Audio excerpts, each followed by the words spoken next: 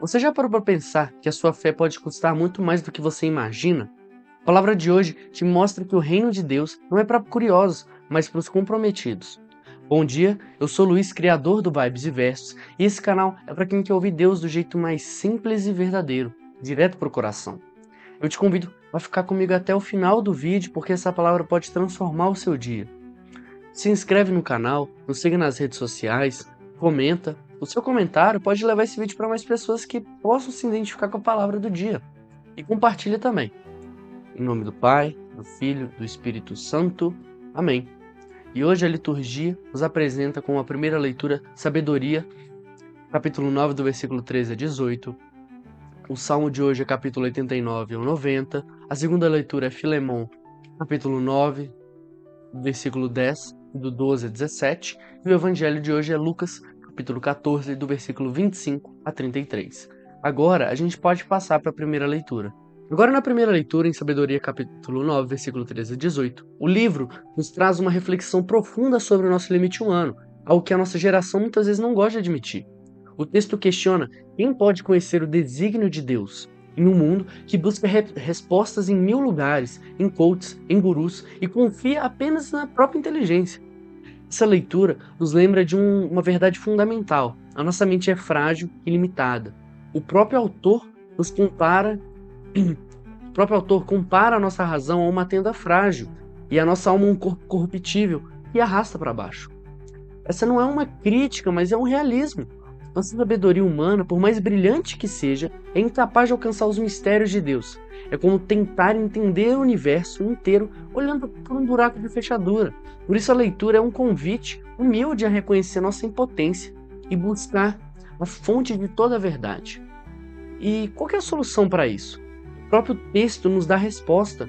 Vós, porém, destes a sabedoria, enviastes do alto o vosso Santo Espírito, para entender a vontade de Deus e tomar as decisões radicais que Jesus nos pede. Não podemos contar só com a nossa inteligência, mas com o Espírito Santo. Ele é o espião do céu, o único que pode nos revelar o plano de Deus para a nossa vida. É ele que nos capacita para tomar decisões que a lógica humana não entende. Então, a gente pode passar para o Salmo de hoje. Agora no Salmo Responsorial, capítulo 89 e 90, o Salmo de hoje é um dos mais profundos e sérios da Bíblia. Ele fala do contraste entre a eternidade de Deus e a fragilidade da vida humana. Pensa bem nessa imagem. 1000 anos para vós são como o dia de ontem que já passou, como uma vigília da noite. Para Deus, o tempo é eterno, mas para nós a vida é curta e passageira. Ela é como a grama que brota de manhã, mas a noite já está seca. É um convite a reconhecer a nossa pequenez diante da grandiosidade de Deus. E a súplica central do Salmo é essa: ensinai-nos a contar os nossos dias para que o coração alcance a sabedoria. O salmista não está pedindo uma matemática de quantos dias restam para a gente. Ele está pedindo um olhar sábio, uma perspectiva que nos faça enxergar que a vida é breve e que precisamos gastar bem pouco tempo que a gente tem. É um convite a sair do piloto automático e ser intencional com o nosso tempo, com as nossas escolhas e com as nossas palavras. A sabedoria aqui é a de investir o nosso tempo no que realmente importa, no que é eterno, e não nas coisas que logo vão passar. Essa oração, ela se conecta fortemente com o que o Evangelho nos pede: calcular o preço. Porque se a vida é breve, a única decisão sábia é gastá-la para aquele que nos criou, Deus. O Salmo também pede que Deus sacie o povo com o seu amor, para que eles possam viver dias de alegria em meio à brevidade da vida. Isso nos lembra que a fé não rouba a nossa felicidade. Pelo contrário, ela nos dá a única alegria que não passa. Então, a gente pode passar para a segunda leitura de hoje. Agora na segunda leitura, em Filemão, versículo 9 a 10 e do 12 a 17, aqui Paulo nos apresenta uma das histórias mais radicais da Bíblia. Ele é um apóstolo, um prisioneiro de Cristo, e escreve uma carta pessoal a um amigo, Filemão, sobre um escravo fugitivo chamado Onésimo. Pensa na cena: Onésimo fugiu, roubou seu senhor, e por lei deveria ser punido severamente. Mas encontra Paulo na prisão e através do seu ministério, Onésimo se converte para Cristo. De escravo inútil, ele se torna um filho amado para Paulo, uma pessoa transformada pela fé. E Paulo faz um pedido inimaginável a Filemão. Ele envia Onésimo de volta, não como um escravo, mas como um irmão querido. Ele pede que Filemão o receba da mesma forma que o receberia, como se fosse o próprio apóstolo. Paulo até se oferece para pagar a dívida que Onésimo possa ter. Mas a mensagem aqui é clara. A fé em Cristo muda todas as relações. O que antes era uma relação de mestre e escravo se torna uma relação de irmãos. Em Cristo não há barreira social, status ou de perdão. Se Deus nos perdoou tudo, como podemos não perdoar quem nos ofende? Essa passagem nos desafia a olhar para as nossas relações com os olhos de Cristo, enxergando não quem nos ofendeu, mas o irmão que foi transformado pelo amor de Deus. Então, a gente pode passar para o evangelho de hoje. Agora em Lucas capítulo 14, do versículo 25 a 33, Jesus está em um momento crucial. Ele está sendo seguido por grandes multidões e em vez de acenar ou dar uma mensagem fácil, ele se vira para elas e dá uma das pregações mais radicais de toda a Bíblia. Ele diz que para ser seu discípulo é preciso odiar pai, mãe, mulher, filhos, irmãos, irmãs e até a própria vida. A palavra odiar aqui, no aramaico original, significa amar menos. Jesus está nos chamando a um compromisso total. Ele deve ser o primeiro lugar em nossa vida, acima de qualquer pessoa ou coisa. Para ilustrar a seriedade desse chamado, Jesus conta duas parábolas.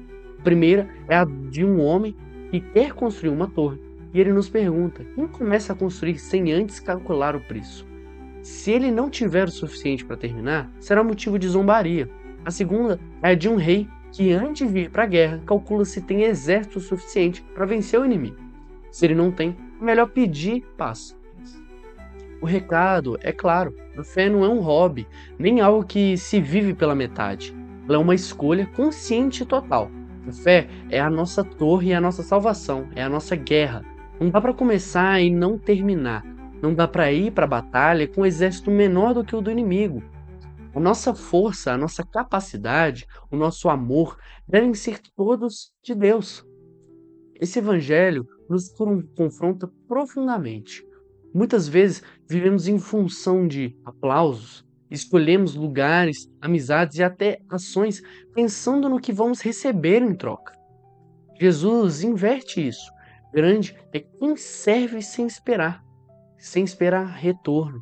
Feliz é quem reparte sem buscar aplauso. E isso ecoa em Filipenses 2, versículos 5 a 7.